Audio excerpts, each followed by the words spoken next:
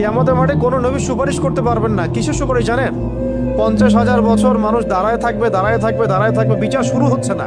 আল্লাহ পাক এত নারাজ সেদিন, বিচারটা শুরু করার কথা কেউ বলতেই পারবে না আল্লাহকে। আল্লাহ বিচারটা অন্তত শুরু করেন। দাঁড়ায় থাকতে থাকতে আমাদের অবস্থা খারাপ, প্রত্যেক মানুষেরই অবস্থা হয়ে যাবে, মানে ইল্লা মাশাআল্লাহ।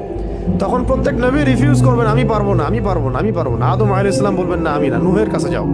নূহ আলাইহিস সালাম বলবেন না আমি না, ইব্রাহিম আলাইহিস সালামের কাছে যাও। এভাবে একে একে করতে করতে রাসূল সাল্লাল্লাহু আলাইহি ওয়াসাল্লাম পর্যন্ত আসবেন যখন, তিনি বলবেন যে আমি সুপারিশ করব, আজকের এই সুপারিশ আমার জন্য। তাও মানুষ দেখবে যে রাসূল সাল্লাল্লাহু আলাইহি ওয়াসাল্লামকে সুপারিশ করানোর জন্য বোরাক নিয়ে আসা হচ্ছে উপর থেকে, আসমান থেকে।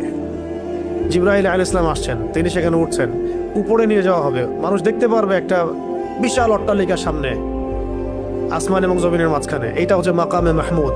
এখানে গিয়ে রাসূল সাল্লাল্লাহু আলাইহি ওয়াসাল্লাম সিজদায় পড়ে যাবেন। কত বছর সিজদায় চলে যাবে আল্লাহ ভালো জানেন। এবং তিনি তখন এমন কিছু তাসবিহ পড়বেন, এমন কিছু প্রশংসা করবেন, যেটা আজ পর্যন্ত কেউ আল্লাহ পাকের শানে করে নাই। আল্লাহ পাক তাকে সেটা শিখাই দিবেন, তখন ইনস্ট্যান্ট শিখাই দিবেন।